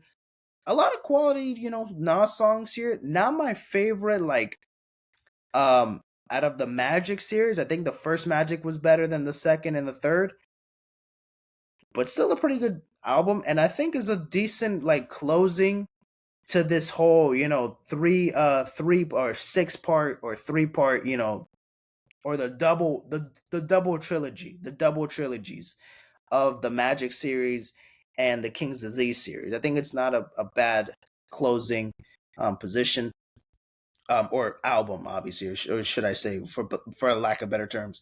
Blue Bentley is another good song. Jodeci Member, another one. Japanese Soul Bar's a good one. I really like the outro song a lot. 1-800 Nas a Hit. That one's been in my rotation a lot. I like that one a bunch. So yeah, Magic 3 out of 10. Um, it's a pretty good listen. Not my favorite Nas album, and not my favorite from the, you know, trilogies, the double trilogies. But it's a good listen. I'll probably give it like a 7.5, like a 74, 75. Good album. Not much to explain. Lil Tecca. Let's talk about Lil Tecca's new album, Tech. I'm not gonna lie, I'm kind of surprised. This album is actually pretty good too. Damn, 16 songs, 38 minutes long. Let's go track by track. Yes, the intro song, I don't even know how it's called. Yes, pretty fire. Heaven on Earth with Kodak Black, banger. Gist, banger. 500 pounds, banger. Fell in Love with King Carson, banger. Tech is a banger. Salty's a good song. I fuck with that one. Real Discussions, a pretty underrated song on the album. Fuck with that one. Real Dead or Alive, banger. Want It Bad, a pretty good one. Don't Know Tech, I didn't really like this one that much. You Used to This is good. Tripping on You is a good one. It's a consistent, like, honestly, bumping majority of this song. I think I've only skipped like You Don't Know Tech and mm, Gist. No, never mind. No. Honestly, wait a minute. Either way, I've bumped. Yeah, Need Me, Monday, Sunday, the Monday, the Sunday, the Sunday, the Monday. Yeah, Want It Bad. Yeah, I think honestly, You Don't Know Tech are like is the only song that I haven't been bumping as much, but the rest of them try. I mean, 16 songs. I've been having this entire album on rotation. I'm not gonna lie, man. This Lil Tech album is probably his best album, dude. And Lil Tecca to me hasn't really dropped a very impressive album since like honestly like ever. Like I wasn't a big fan of We Love You Tecca 2. I wasn't a fan of Virgo's World. And even the first We Love You Tecca, the one that came out in 2019, had some bangers. Yes, like obviously Ransom and Out of Luck and Did It Again and this and that, and Shots, but like other than that, besides like the hit songs on the album, there wasn't really much that I really liked. But this album is consistent. The singles were good with 500 Pounds, Heaven on Earth, and then I think Dead or Alive is now a single officially after the music video dropped. Um, yeah, this album's also a pretty good listen. I'm not gonna lie, it's not that bad. Definitely recommended if you haven't heard the Lil Tecca album. I give the Nas album what a 74, 75, or 7.4, 7.5 out of 10. This one I'll probably give it like around the same score, like 7.4, 7.5. Like it's a good album. It's not it's not bad. I've been bumping it.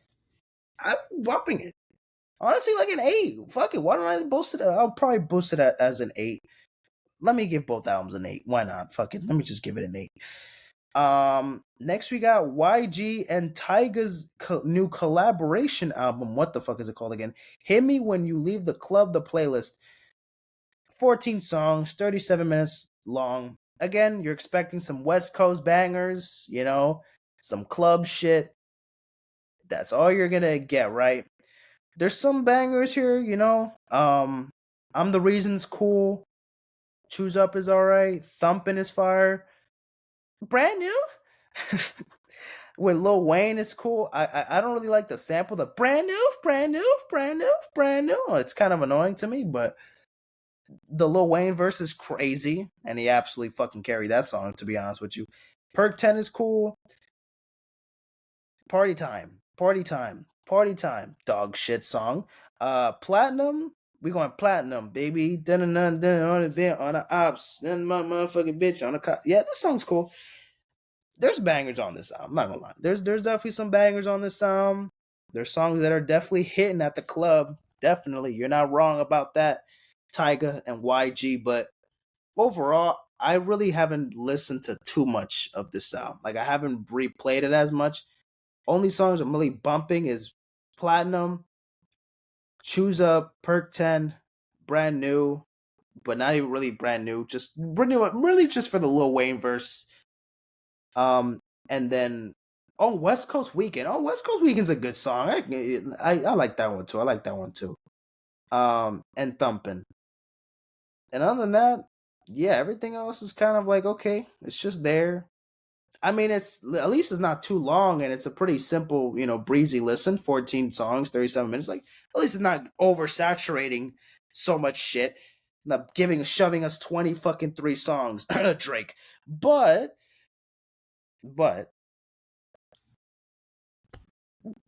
I'll take it as for what it is. It's an all right record. If I re-listen to it, maybe I'll enjoy it a little bit more. But it ain't amazing. It ain't. Oh my god, it's a fucking Tyga and YG album. If you're just gonna expect party bangers and that's all you're gonna get, right? So yeah, that's not that bad though. I can't really expect much. The Secret Recipe, Lil Yachty. So it's like a little EP, but it's a bunch of singles that I already heard that he dropped, one by one. But overall, I mean, he put it into an EP called The Secret Recipe. But The Secret Recipe is the last single that he just dropped with J. Cole. Great song, great production. J. Cole's feature, one of the best of the year for sure. My goodness, J. Cole he just doesn't fucking miss on features, man. What he just doesn't. It's impossible for this man to miss on features. So yeah, that song is amazing. I've been bumping The Secret Recipe, the song, of course. It's been on repeat for sure for a while now, for a couple weeks now. Tesla's the banger from Yachty. It's been also there. Slide and Solo Step and Creek Boy has also been on my rotation. And then Strike. I mean, it hasn't been on my rotation that much because it was the first single that came out, from the little EP after he dropped the Let's Start Here album in January. But yeah, man, Lil Yachty has been on a roll, man. He's dropped some really good singles. He's dropped some he dropped a pretty good album this year with, Let's Start Here, and it's been pretty good. Yeah. Oh, let's talk about this new VOIR. I don't even know how you say it. VOIR. Earl Sweatshirt and the Alchemist album. Man, The Alchemist cannot, and I repeat, cannot make a bad fucking beat. Hence, 11 songs, great production, smooth listen. I'm not the biggest fan of Earl Sweatshirt, but this motherfucker's production is so heavy, and so captivating. It's gonna get you in the zone, man. It's gonna get you in the zone. Same thing with The Great Escape. Don't really listen to Larry June like that at all. Don't even listen to Larry June. I never even heard a Larry June album besides The Great Escape until he collaborated with The Alchemist. But he sounds top tier on this fucking album. And even though I feel like he has a sleepy delivery, his voice gets kind of stale. With that production, there's always something exciting to hear about it. Even when you're not giving like the most energy, which I feel like Earl Sweatshirt and Larry June are kind of like these slurred like rappers that don't really have much like tone in their voice. They don't have a bad voice. I'm not saying they sound annoying. They just don't. I don't know. They just don't really have much like energy. They don't sound like I don't know. They just sound like they're always kind of half asleep. Not like Gunna. I feel like Gunna has it kind of worse than them at times. But I think like Gunna has done better with like at least like having like a better mic presence, like a better mic presence on the track. I don't know, but Earl Sweatshirt, I mean, he's a great lyricist and everything, but not like a guy that I really be listening to his music like that. But this album, yes, because the production's there, man. Literally every song is good. You know, every song is good. Like the I've been bumping it literally because of the production. Every song slaps. There's not a single song here that I've been skipping because it's only 11 songs, and it's it's really good. There's nothing here that I don't have like a favorite production or favorite instrumental on the album at the moment. There's not really something that just stands out as like the best for me, but it's a good listen. Short album, breezy, easy listen. I suggest you to listen to it, of course, if you haven't heard it. Void Void Dire. Die Void. That's how I'm gonna say it. Good listen. I fuck with it, man. So even if you don't listen to Earl Sweatshirt, give it a chance. Fuck it, why not, man? Give it a chance. Give it a chance. Okay, let me give a couple more albums. Okay, let's talk about Ken Carson's new album, A Great Chaos. Man, look, I really do like the opium production, like that opium sound. I really do like the rage beats, but man, like man, the beats are crazy. The production's fire. The features are usually not that bad. I mean, Uzi is on this album, and then Destroy Lonely is on here 3 times. He's on Singapore. He's on Paranoid, and he's on Like This with Uzi. And those songs are not that bad.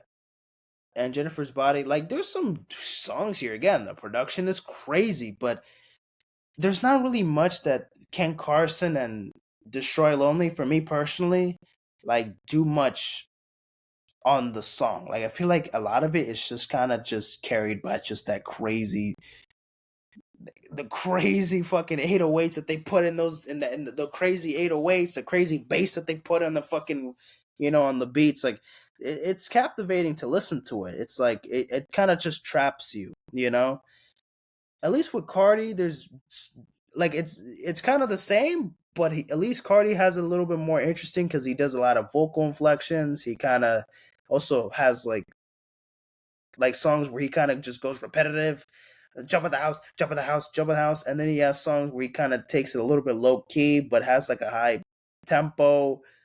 It's also like certain things are just catchier. I think Cardi is just the fucking king of this opium shit. Obviously, he's the top dog. He's the one. He's the fucking guy that. I mean, Ken Carson and Destroy Lonely are his fucking children, pretty much. As musicians, but they don't really compete with him like with that kind of like they're good artists and they don't sound bad themselves and they do have bangers. But for me listening to an album like this, even though 18 songs and 46 minutes, I mean, I'm not mad that he was able to shove in 18 songs in less than an hour, I still feel like okay, that's good enough. Because even though majority of the songs are like 2 to 3 minutes, not that long either. Yes, there's some bangers on here for sure, but am I really like after one listen or after one and a half listen? Because I haven't re-listened to the entire album twice yet. There's only a couple songs I'm going back to: Jennifer's Body, Lose It, Me and My Cup, Suck a Bitch, Like This, I guess, and then Nightcore. Oh, and then I Need You. So like 1, 2, 3, 4, 5, 6, like 6, 7 songs, 7 out of 18. I mean, that's not good. That's not even mid. That's less than mid. 9 out of 18 is mediocre. So like, yeah, there's not much I'm going back to on this album. Again, those 7 songs, I'm definitely can try to have them on my rotation, see if I really like fuck with it even more, and then give other songs another chance.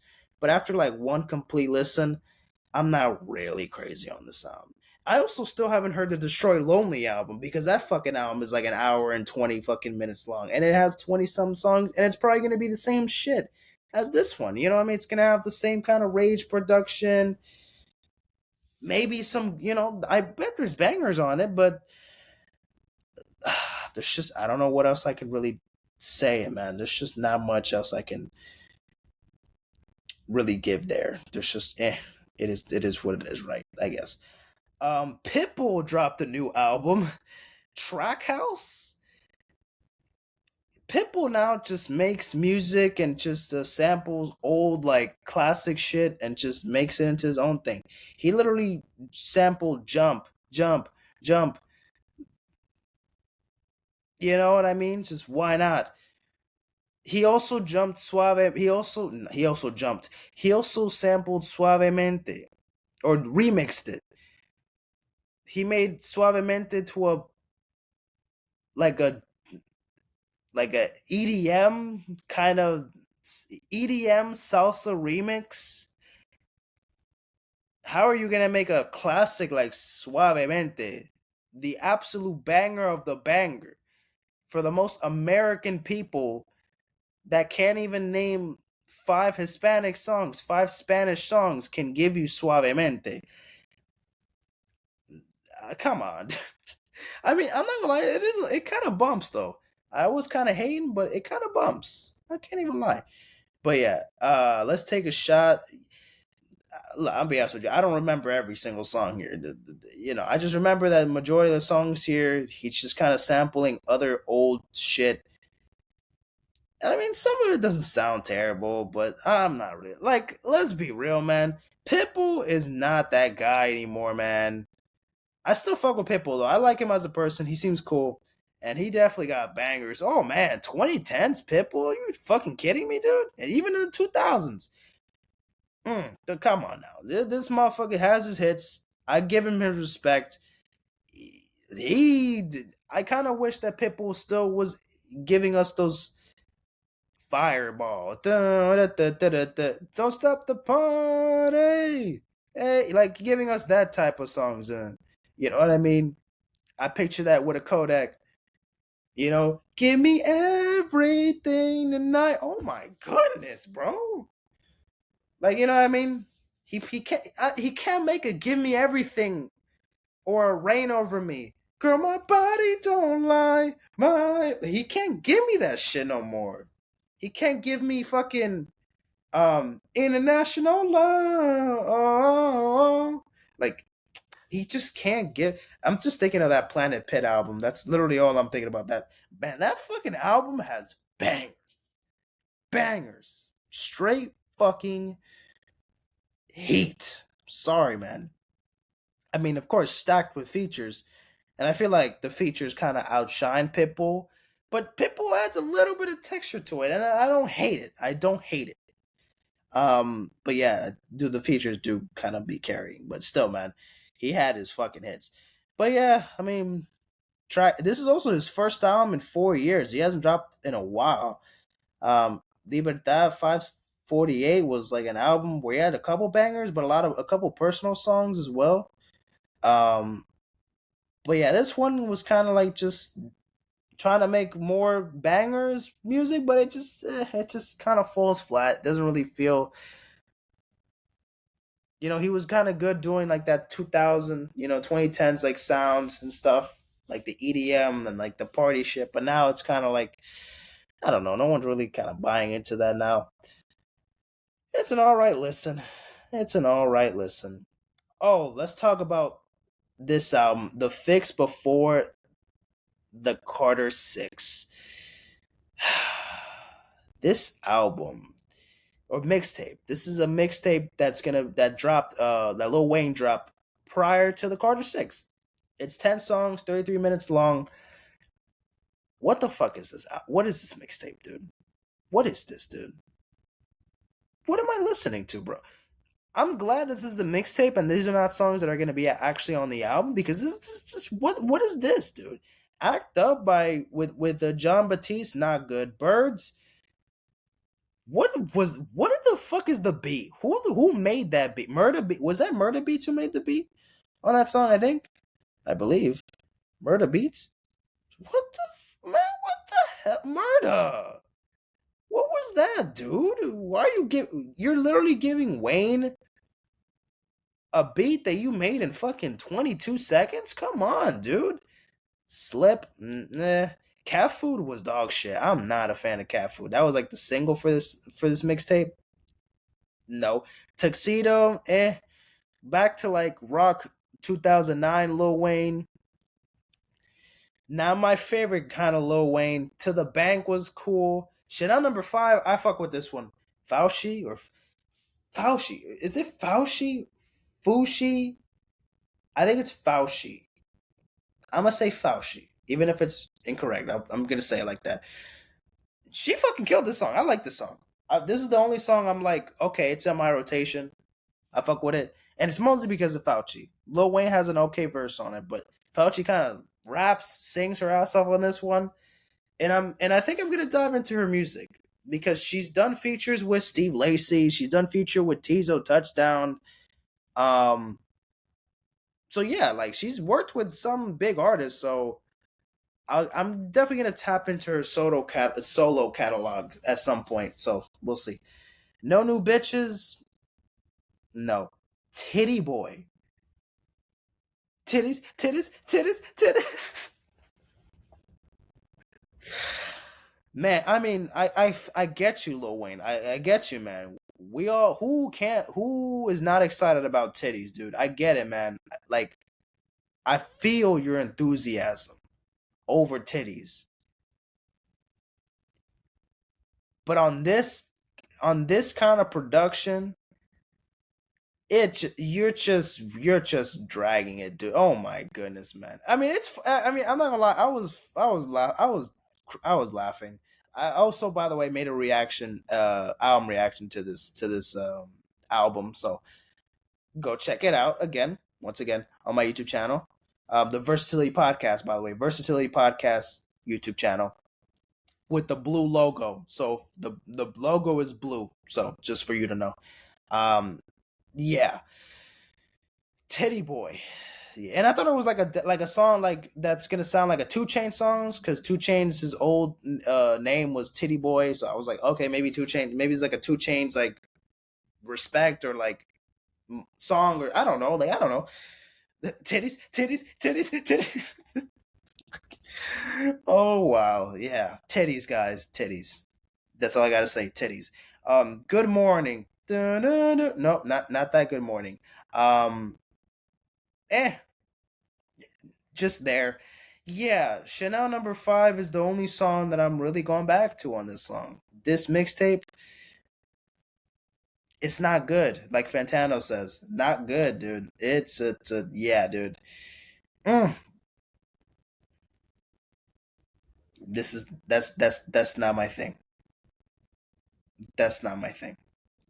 Okay, there's a couple of other. Wait, maybe I'll do one more album, guys. I'll do one more fucking album. Oh, let me do Trippie Redd's album, A Love Letter to You 5. So I heard this album pretty late. This album came out already 2 months ago, and I heard it literally in September. So yeah, it came out in August, and this is the last thing I'll be talking about on the podcast, because Jesus Christ. It's already one. It's already, what time is it? 1:08. I need sleep. I need sleep. Anyways, a love letter to you five before I get tired and I can't even speak properly anymore. Um, Good album, man. Good. I kind of wish I took too long, like reacting to this sound or like trying to find time to react to this album because I was stuck on Utopia. I was stuck on re-listening to other albums, and now I'm kind of stuck on re-listening to this album and a bunch of other albums. Pretty much all the albums that I've reviewed in this episode, I'm still like listening to actively throughout, throughout the week, throughout next week, and then I still haven't heard the Bad Bunny album. I'll probably listen to it later today. The Offset album, fuck man, I was gonna do an album reaction right after the podcast, but dude, I think I'm gonna have to push that till tomorrow night or later tonight, Thursday night. And then the Bad Bunny, maybe I could do two album reactions in one night because I won't have to do an episode until Friday, or I can make it till Saturday morning. We'll see. So the Bad Bunny album, the Offset album, I still have to listen to, and the West Side Gun album. And those three, I gotta make an album. I gotta make a reaction videos to all three of those albums. So I'm planning on it. It's been already a week. I know I haven't been fucking up to date. I get it. I know it's a little late, but it's been a week. Like, relax. It's not like I'm reacting to it fucking 17 years later. Like, chill out. Relax. But yes, a love letter to you five. I really like this album. It's a good listen. I've been fucking with it, man. Take Me Away. The Corbin feature kind of throws me off, but it's good. It's a good song. I fuck with it. Last Days, good single off the fuck with that. Dimotion, another good song. How You Alive, a softer song with just like pianos and stuff. It's an alright song. Thinking About You, Think About You. I'm not gonna try to sing that. Good song there. Praying for Love. Praying for Love. This one's really good. This one kind of stuck in my head for a while. Reality is an okay song. A Feeling was good. It's the way you make me feel. That one's really catchy. Romantic Fantasy, another good song. Anatomy with Lil Wayne, fucking banger. The sample, the Lil Wayne verse. Again, Wayne doesn't miss on fucking verses. He may have missed on that mixtape, but he kills it on. He's the king of fucking features. He's at least one of them. Closed Doors with Roddy Rich. This is one of the singles. This one's alright. Like, I'm not crazy on this song. I think it's cool. Roddy Rich actually doesn't have a bad verse. It's not bad. Action, not fucking with that one. That one's alright. Left for Dead was good. Win with Killer Roy. I don't gonna lie. Killer Roy killed this fucking verse. Not gonna lie. He did his thing. They both did their thing. They both have good chemistry on this one. A Helicopter with Tommy Lee Sparta. Brrr, with the chopper. Uh, uh, uh, what the fuck? No, thank you. Took My Breath Away. Fire. This was one of the first singles off the album. Really good song. Flowers with Bryson Tiller. Pretty underrated. I like this one a lot. The Hate.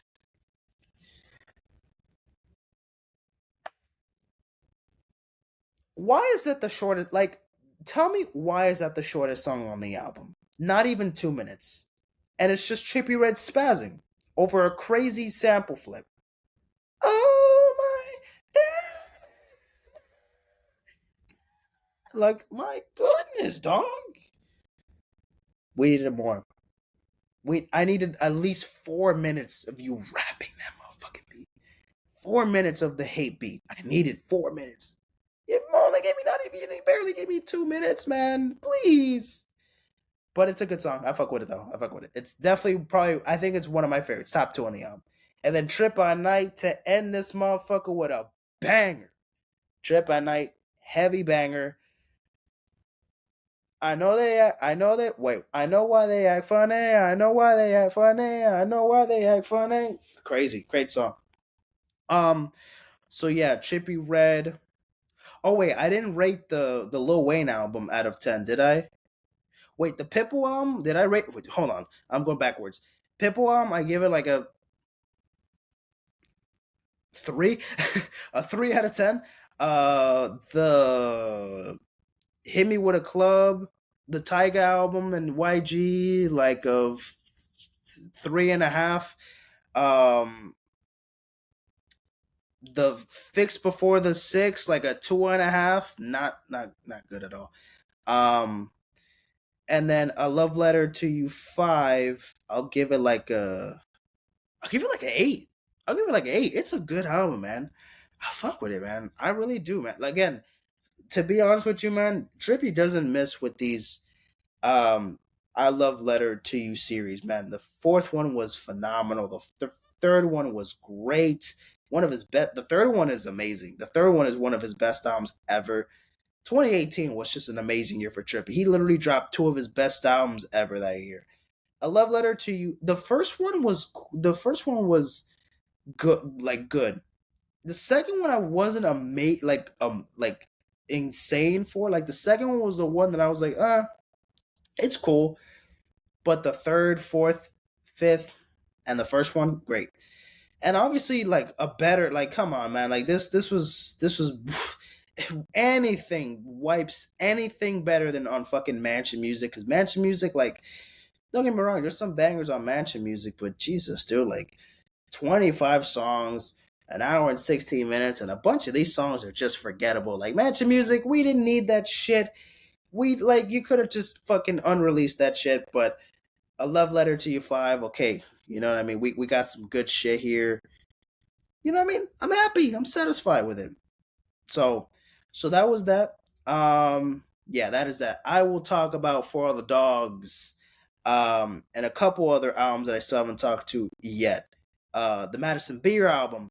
I have also reacted to that video or the album as a reaction video. It's on my YouTube channel again, the Versatility podcast. But I haven't re-listened to it. So once I re-listen to it later today, when that's gonna be one of the albums that I'm gonna re-listen to. I'm gonna re-listen to For the Dogs again, and then Madison Beer's new album, Silence Between Songs. So I can kind of switch it up because I've been listening to a lot of For All the Dogs, but I'm still gonna listen to it. I'm gonna re-listen to the Ken Carson album probably, the Georgia Smith album that I also have to re-listen to, and I also have to review. God damn it! The Becky G new album, that's another album I have to listen to. God damn it! Oh my fucking god! There's just so many albums, bro. I literally put this pressure on myself to listen to all these fucking albums. I don't know if I just take too long, or I really don't know, man.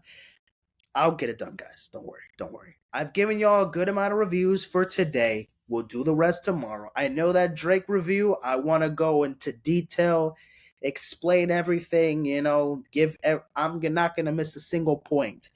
So, promise, Friday night or Saturday morning, I will be talking about For All the Dogs and also everything else that's going to be included in the podcast. But